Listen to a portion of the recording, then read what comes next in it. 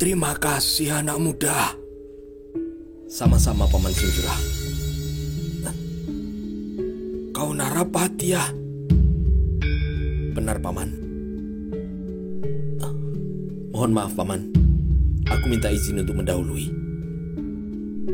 Tunggu Narapati ya. Apa pangkatmu sekarang? Senopati Paman.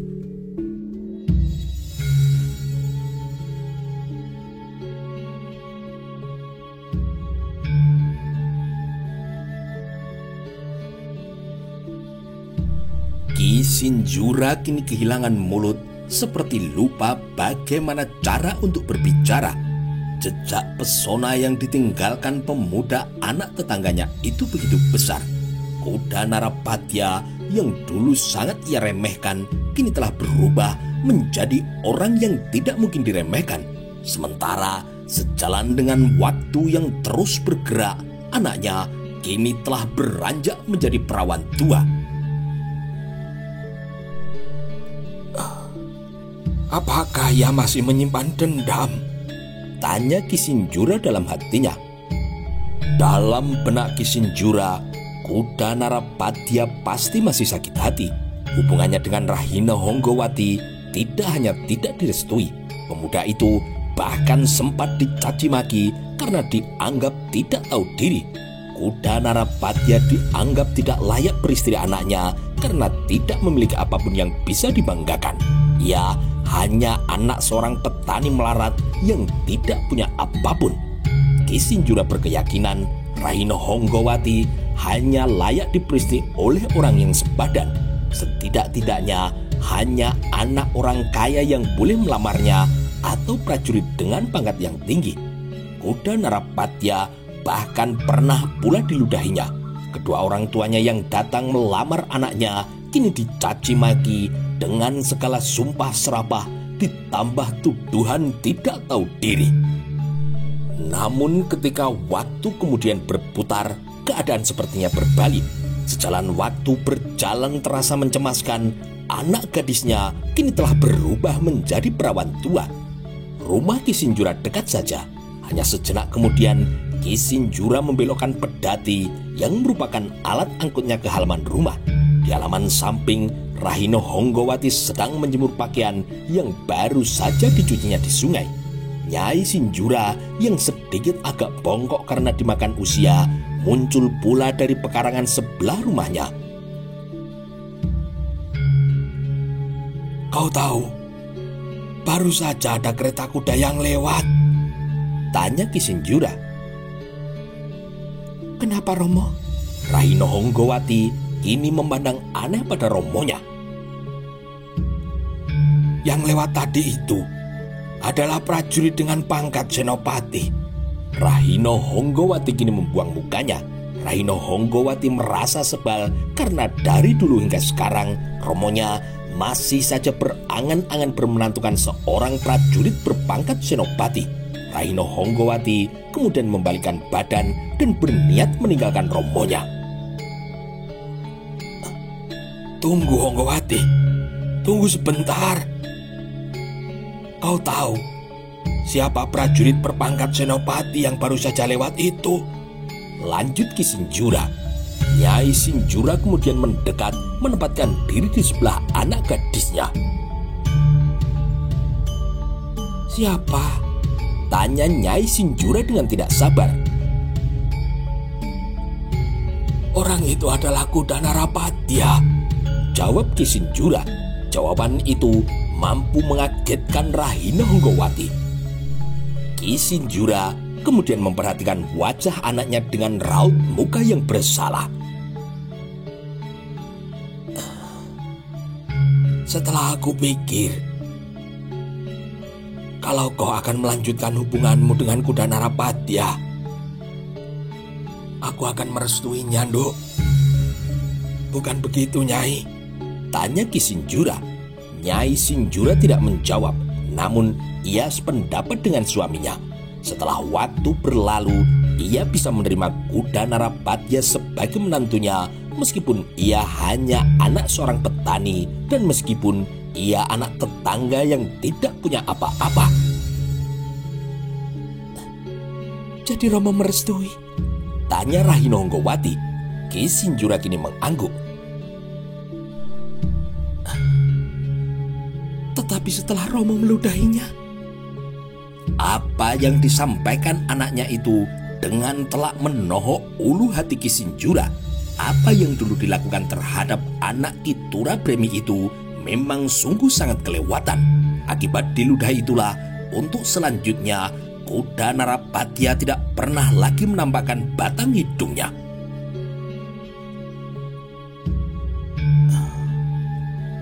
Kalau kau bisa menjalin hubungan lagi dengannya, akan bagus sekali, Nduk. Narapatya mestinya tidak perlu memasukkan peristiwa itu dalam hatinya. Rahina Honggowati memandang Romonya dengan tatapan yang aneh. Gadis itu tidak mungkin melupakan kejadian yang amat melecehkan dan juga melukai perasaan anak Ki Turabremi beberapa tahun yang lalu itu. Akibat peristiwa itu, hubungan antara kuda Narapatya dan Rahina Honggowati putus. Pemuda yang dicintainya itu kemudian menghilang, tidak ada kabar beritanya. Sesekali Rahina Honggowati mendengar kuda Narapatya pulang, namun ia tidak pernah datang mampir ke rumahnya. Menemui lelaki itu juga tidak mungkin baginya. Rahina Honggowati kemudian masuk ke dalam rumahnya. Ki Sinjura kemudian menyusul. Nduk, kau harus melanjutkan kembali hubunganmu dengannya. Romo akan menyelenggarakan sebuah pesta perkawinan besar-besaran. Romo akan membuatkan rumah yang sangat megah dan juga pekarangan yang luas untukmu. Rahina Honggowati kini memandang Romonya dengan amat aneh. Makin larut memandang, gadis itu menjadi semakin sebal. Romo pernah melukai hatinya. Dulu Romo memaki-maki kakang kuda Narapatya sampai pada tingkatan yang keterlaluan, Romo. Romo bahkan tega meludahinya.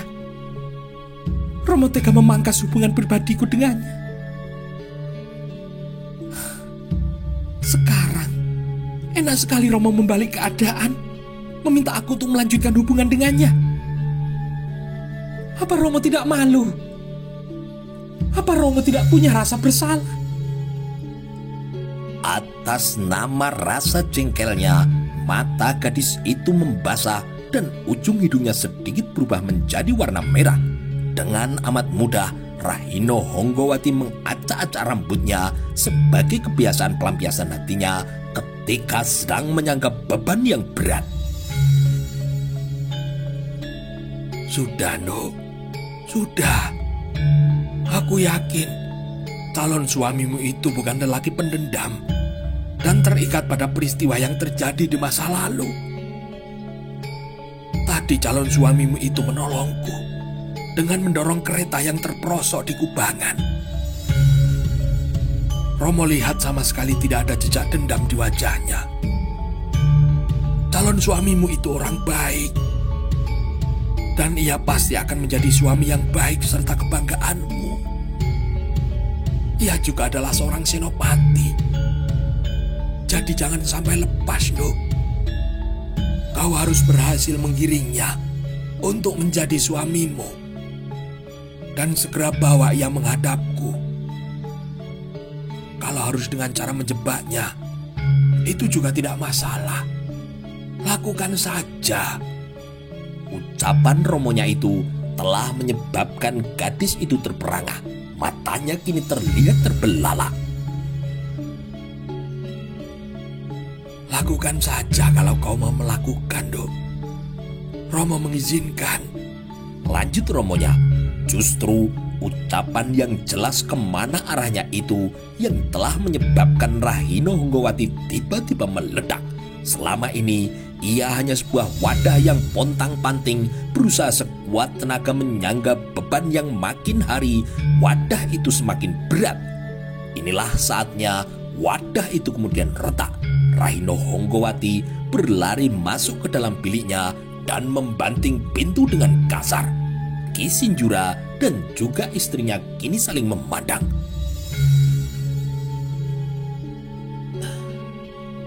Aku dulu bilang apa, Kakang? Letup Nyai Sinjura yang kemudian menyesal perbuatan suaminya di masa lalu yang terlalu menghina banyak orang. Ki Sinjura kini hanya bisa menghela tarikan nafas panjang.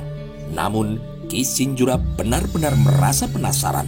Di samping usia anaknya yang beranjak semakin tua, masih belum juga bertemu dengan jodohnya, Ki Sinjura melihat betapa anak dari Ki Turabremi itu memiliki masa depan yang sangat cerah. Dalam usianya yang masih muda, ia telah berhasil menggapai pangkat senopati. Maka beberapa tahun yang akan datang, ia mungkin akan menjadi pejabat penting di Mojopahit dan selalu berdekatan dengan orang-orang yang penting, bahkan juga dengan sang raja. Dalam usia 50 tahunan, anak Ki Turabremi itu bisa saja juga menjadi patih. Bahkan siapa tahu bisa menjadi Mahapati, jabatan kedua yang tertinggi setelah sang raja. Ki Sinjura kini berjalan mondar-mandir, lalu kemudian tiba-tiba berhenti. Kita ke sana, Nyai. Nyai Sinjura kini kaget. Kemana, Kakang? Ke rumah Kakang Turabremi. Kau siapkan oleh-oleh yang harus kau bawa. Ayo lekas. Nyai Sinjura sebenarnya merasa enggan, namun ia hafal dengan tabiat suaminya yang pasti akan marah bila kehendaknya tidak dituruti. Hari kini beranjak menjadi sedikit lebih sore ketika Ki Sinjura tiba di rumah Ki Turabremi dan mendapati rumah itu kosong. Dengan seketika Ki Sinjura merasa ada yang aneh. Tidak ada orang, kata Ki Sinjura yang sedikit bingung. Ki Sinjura menengok halaman belakang untuk memuasi rasa ingin tahunya. Namun di halaman belakang dan pengarangan pun juga tidak ada orang. Ki Sinjura kemudian kembali ke halaman depan. Tepat di depan rumah Ki Turabremi adalah rumah Ki Kebu Brandat, satu-satunya penduduk pedukuhan itu yang kemudian bersahabat dengannya.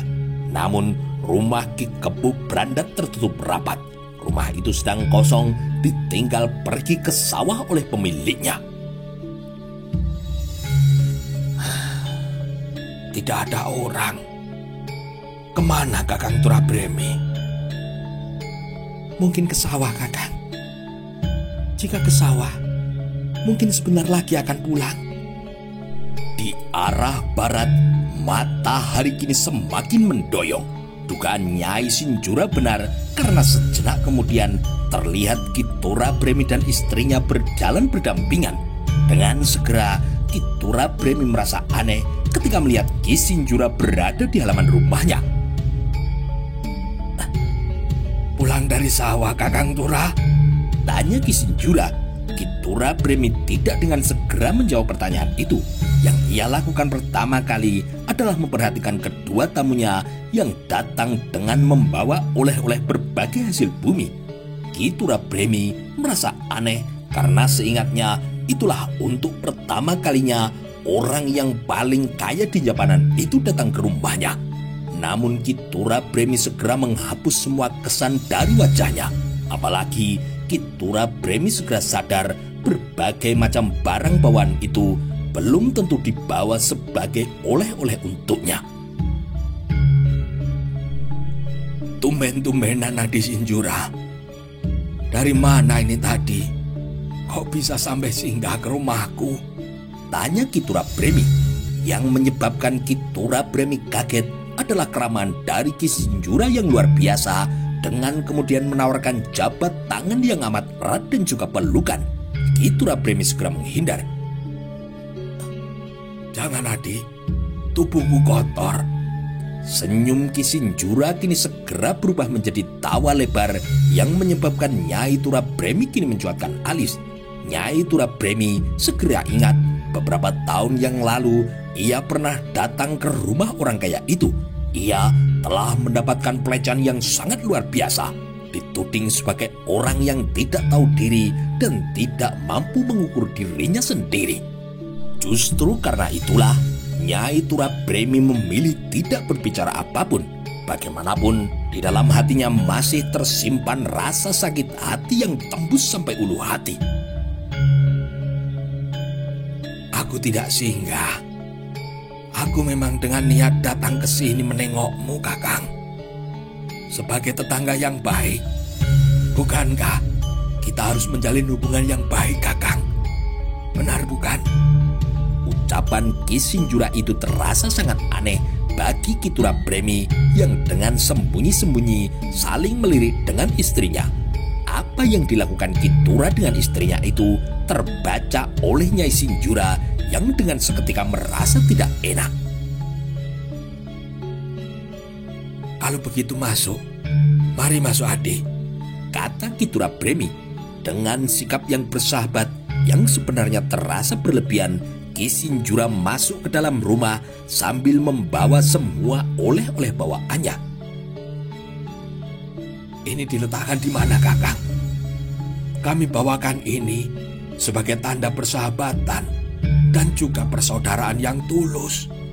Oleh-oleh itulah yang kemudian menyebabkan Ki Turabremi dan istrinya semakin penasaran.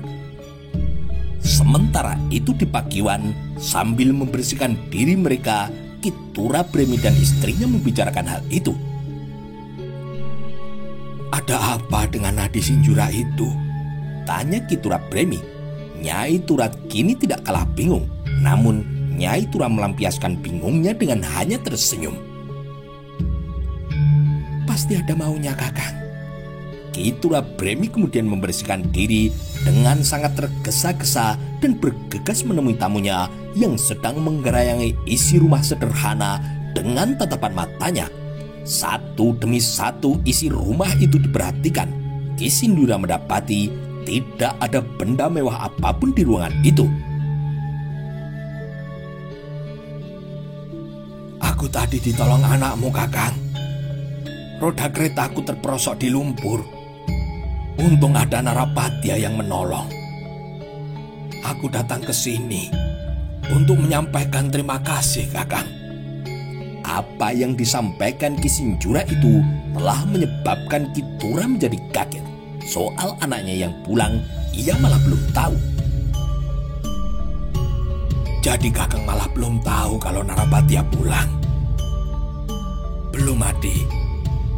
Barangkali karena mendapati rumah sedang kosong, Narapatya menyusul ke sawah. Apa yang disampaikan Ki Sinjura itu menggiring Ki Turabremi pada sebuah dugaan. Prasangka itu menyebabkan Ki Tura menjadi curiga yang bahkan sangat diyakini kebenarannya. Dulu ketika kuda Narapatya belum siapa-siapa, ia dihina dan dilecehkan. Kini setelah kuda Narapatya menjadi prajurit dan berhasil menapak pangkat yang cukup tinggi, sikap Ki Sinjura berubah. Tidak ada angin, tidak ada hujan, kini ia datang dengan bermanis-manis di mulut. Sebagaimana kata pepatah, pasti ada udang di balik batu. Kakang, sebagai prajurit dengan pangkat senopati, apa jabatan anakmu sekarang? Pertanyaan yang sangat mengarah pada kuda Narapatya itu telah menyebabkan Ki Turabremi semakin yakin kemana arah tujuan kedatangan dari tamunya itu. Yang aku dengar, sebagaimana yang dikatakan anakku, ia menjadi pimpinan prajurit yang bertugas memberikan pengawalan pada Sekar Kedaton. Ki Sinjura kini termangu. Pengawal Sekar Kedaton, Kakang? Benar, Adi. Tugasnya mengamankan keselamatan Tuan Putri Diakusumawardhani. Ki Sinjura kini mengubah sikap dari yang semula termangu lalu mengangguk-angguk pendek. Dari jenis tugasnya sebagai seorang pimpinan prajurit pengawal Sekar Kedaton, Ki Sinjura bisa membayangkan bagaimana ruang pergaulan Senopati Kuda Narapatya yang pasti bertemu dan berurusan dengan sang raja setiap saat. Senopati Kuda Narapatya pasti bisa dengan leluasa berbicara dan juga bertatap muka dengan Mahapati Kacah Enggon, bahkan bisa bertemu dan berhadapan dengan sang raja nyaris kapan saja. Jika nasibnya baik, pangkat dari yang semula senopati itu bisa kemudian naik lagi, mungkin menjadi seorang tumenggung, mungkin menjadi patih di Diwana, atau menjadi patih di Daha. Pendek kata, banyak kemungkinan yang bisa terjadi. Begini Kakang, kedatanganku dengan istriku ke sini adalah untuk mempererat tali persaudaraan dan melanjutkan kembali pembicaraan yang pernah terjadi beberapa tahun yang lalu mengenai keinginan Kakang untuk mengejakku berbesanan. Dalam waktu sekejap, raut muka dari Ki Turabremi kini berubah. Maaf Adi Sinjura, kehadiran Adi berdua untuk menyambung pembicaraan yang terjadi beberapa tahun yang lalu. Maksudnya pembicaraan yang mana? Bukankah Adi berdua telah menolak lamaran anakku? Jadi apa yang harus dibicarakan? Kakang, dulu lamaran itu memang kutolak. Tetapi boleh-boleh saja tak orang berubah. Aku melihat anakmu pemuda yang baik. Dan aku memang mengharapkan Rahino akan bersuamikan orang yang berhati baik, Kakang. Kini aku merestui hubungan Narapatya dengan anakku. Anakmu kuizinkan untuk menemui anakku. Dan bahkan kalau ingin datang dan menginap di rumahku juga boleh. Kelak, apabila anakku dan anakmu telah menjadi suami istri, aku akan membuatkan sebuah rumah yang megah, Kakang. Rumah yang paling megah di pedukuhan ini. Bahkan jauh lebih megah dari rumahku sendiri, Kakang. Terbungkam kini mulut Ki Turabremi, tidak bisa berkata apapun. Derap kuda yang mulai terdengar dari kejauhan segera menumbuhkan dugaan yang datang berkuda itu pastilah kuda Narapatya. Nyai Turabremi kemudian beranjak mengintip dan mendapati kebenaran orang yang berkuda itu adalah memang benar anak lelakinya. Anakmu, Kakang? Ya. Kuda Narapatya mengurangi kecepatan derap kudanya dan membelok di halaman rumahnya. Dengan bergegas, pemuda tampan itu mengikat kudanya di batang pohon dan bergegas masuk ke dalam rumahnya. Di pintu, Romo dan biungnya menyambut. Senopati kuda Narapatya mencuatkan alis ketika melihat ada tamu di rumahnya. Apalagi tamu itu adalah Ki Sinjura yang sebelumnya telah ia tolong. Senopati kuda Narapatya adalah seorang anak yang berbakti pada kedua orang tuanya. Pemuda itu kemudian mendekat dan bersimpuh menyentuh kaki Nyai Turabremi dengan menciumnya. Dengan penuh kebanggaan dan kasih sayang, Nyai Turabremi mengelus-elus rambut anaknya. Hal yang sama dilakukan pula pada romonya. Sembah dan baktiku, Romo. Ki Turabremi hanya mengangguk. Namun wajahnya amat jujur menampakkan isi hatinya yang sedang bergolak. Yang membuat Ki Sinjura ikut bergolak adalah ketika Senopati kuda Narapatya menyalami dan mencium tangannya, juga mencium tangan istrinya. Tadi aku menyusul ke sawah, Romo.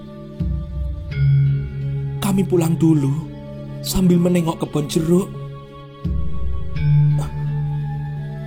Romo dan Biung sekarang juga harus berkemas untuk pergi ke Mojopahit, kata anak lelakinya itu langsung pada pokok persoalan. Ki Turabremi dan istrinya sangat terkejut.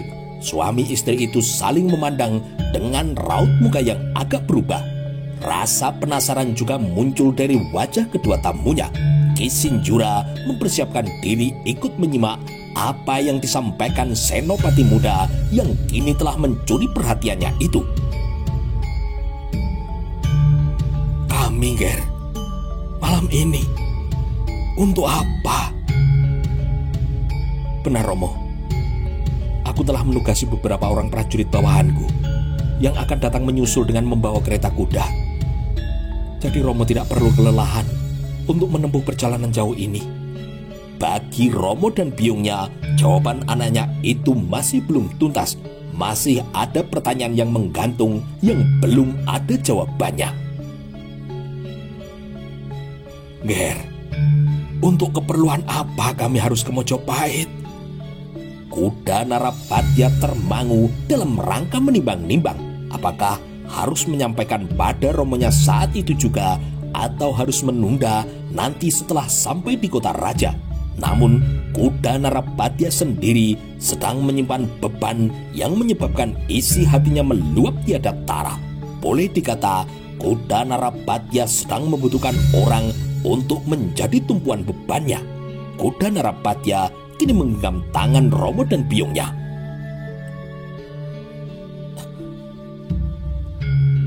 Romo dan Biyung, Sri Baginda menghendaki Romo dan Biyung menghadap. Karena kalau tidak, aku akan dihukum mati. Terbelalak kini Ki dan Nyi Turabremi. Wajahnya seketika pucat. Kedua tamunya kini juga kemudian ikut bingung. Kau akan dihukum mati kalau kami tidak menghadap, Nger. Nger, kesalahan apa yang telah kau buat hingga menyebabkan Sri Baginda begitu murka kepadamu?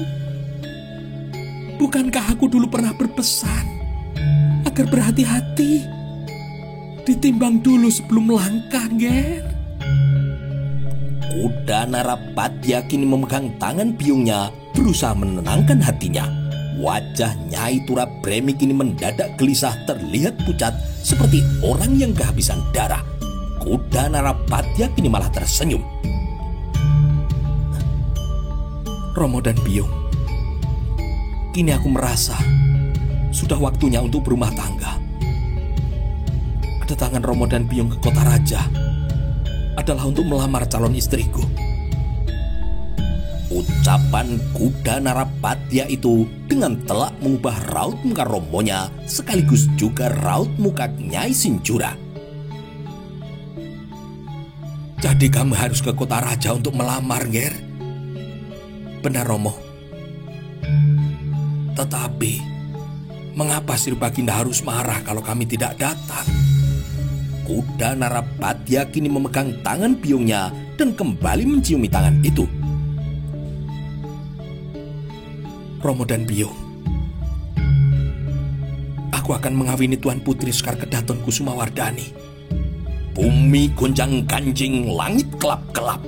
Petir menyala meledak menyambar rumah Ki Turabremi, memporak-porandakan semua isinya, dan Ki Turabremi kini merasa sebuah alu besar kini telah menghajar dadanya dengan sangat telak, menyebabkan beberapa saat Ki Turabremi tidak mampu berbicara. Sebaliknya, apa yang disampaikan Senopati Kuda Narapatya itu telah menyebabkan Nyai Turabremi dilibas keadaan yang lebih parah. Dengan tiba-tiba kepalanya kekurangan pasokan darah hingga menyebabkan kepalanya berkunang-kunang. Dalam hitungan waktu yang sangat cepat, segala yang dilihatnya menjadi kabur dan tidak jelas. Nyai Turabremi terjengkang karena ambruk. Beruntung dengan cekatan, Senopati Kuda Narapatya bergegas menangkap tubuhnya. Ki Turabremi yang tercekik lehernya oleh kata-kata itu kini berusaha untuk menguasai dirinya. Kau, benarkah apa yang kau katakan itu, Nger? Jangan guyon yang terlalu berlebihan. Kuda Narapatya memegang tangan Romonya. Tidak mungkin. Tidak mungkin, Ger. Romo, aku bersungguh-sungguh. Gusti Baginda berkenan mengambilku sebagai menantu. Aku akan mengawini Sekar Kedaton. Dan untuk itu, aku harus membawa Romo dan Biyung untuk menghadap Sang Prabu. Ruang tamu yang sederhana itu kini menjadi sangat hening, senyap, karena tidak ada lagi yang berbicara. Ki Turabremi tidak mampu berbicara, pun demikian dengan Ki Sinjura juga tidak berkata apapun. Berita yang dibawa pulang Senopati Kuda Narapatya itu sungguh sangat tidak masuk akal. Bagaimana mungkin Gusti Prabu akan berbesanan dengan Ki Turabremi? Tanya Ki Sinjura dalam hatinya. Masih dengan dibelit rasa takjub, Ki Turabremi kini mempertegas berita yang disampaikan oleh anaknya itu. Nger, kau akan mengawini Tuan Putri Kusumawardhani. Apa tidak terlalu berlebihan kau menjalin hubungan dengan Sekar Kedaton, Ger? Senopati Kuda Narapatya membalas pertanyaan itu dengan senyuman. Yang dilakukan Senopati Kuda Narapatya kini justru malah keluar ke halaman menjemput kereta kuda yang baru saja datang. Tidak sabar ingin mengetahui lebih banyak, Ki Sinjura dan Ki Turabremi kemudian ikut keluar pula. Ki Sinjura melihat kereta kuda miliknya kalah bagus dari kereta kuda itu. Setelah turun, pengemudi kereta itu kemudian mendekat dan memberikan hormat sebagaimana tata cara yang berlaku di keprajuritan. Perjalanan termasuk cepat Lurah Beranjang Dawur, kata Kuda Narapatya. Kuda Narapatya kemudian membawa prajurit dengan pangkat lurah itu dan memperkenalkannya dengan romonya. Lurah prajurit Beranjang Dawur terlihat sangat menghormati Ki Turabremi hingga menyebabkan hati Ki Sinjura menjadi gelisah. Alasan untuk gelisah itu sendiri tidak jelas asal dan usulnya. Hamba siap melaksanakan tugas dan mohon petunjuk dari Senopati, ucap Lurah prajurit Beranjang Dawur. Senopati Kuda Narapatya kini mengangguk. Kau beristirahatlah. Orang tuaku masih belum siap. Yang jelas, malam ini juga kita akan kembali ke kota raja. Tetapi, bagaimana kau bisa mendapatkan kereta ini? Hamba Gusti Mahapati Gajah Enggon memergoki aku membawa kereta yang lain. Beliau kemudian melarang dan menyuruhku membawa kereta ini. Dengan kedatangan kereta kuda sebagai kendaraan yang akan membawa Ki Turabremi dan istrinya ke kota raja, sadarlah Ki Sinjura bahwa ucapan Senopati Kuda Narapatya itu bukan omong kosong. Karena sangat mewah itu rupanya menjadi bagian dari penghormatan sang raja terhadap kedatangan dari calon besannya. Petang kini semakin merendah ketika terjadi kesibukan yang luar biasa di rumah Ki Turabremi yang masih menyempatkan diri sibuk di dapur dibantu oleh Nyai Sinjura. Seekor ayam disembelih dengan tergesa-gesa dan dimasak dengan cepat. Sikap Ki Sinjura kini berubah. Untuk selanjutnya, lelaki paling kaya di Bedukan itu tidak terlalu banyak berbicara. Gelap kini mulai datang merambah bumi. Namun, bulan purnama sedang terang benderang saat Ki Turabremi dan istrinya naik ke atas kereta yang dikusiri oleh anaknya sendiri yang kemudian bertukar tempat dengan Lurah prajurit Beranjang Dawur. Selamat jalan, Kakang, kata Ki Sinjura membalas Ki Turabremi yang berpamitan. Ki Sinjura kini masih termangu bingung ketika kereta mewah itu bergerak semakin jauh dan kemudian lenyap di tikungan jalan. Dengan tarikan nafas yang sangat berat, Ki Sinjura menengadah memandang luasnya langit seolah bertanya kepada Yang Widi mengapa keberuntungan itu tidak jatuh pada dirinya. Mengapa bukan dirinya yang berbesanan dengan sang raja? Aku dengar Gusti Prabu memiliki anak lelaki yang bernama Wirabumi, ucap Ki Sinjura. Suara batu istrinya kini telah menyadarkan Ki Sinjura. Lambemu, Pak. Sudah, ayo pulang. Mikir apa kamu itu? Bagaimana dengan anak kita, Nyai? Kawinkan saja dengan kerbau. Rupanya sudah lama Nyai Sinjura menyimpan kejengkelan melihat sikap dari suaminya yang pilih-pilih tebu, namun malah yang didapat adalah bongkotnya. Sebagai seorang ibu, Nyai Sinjura amat gelisah memikirkan anak gadisnya yang belum juga bertemu dengan jodohnya.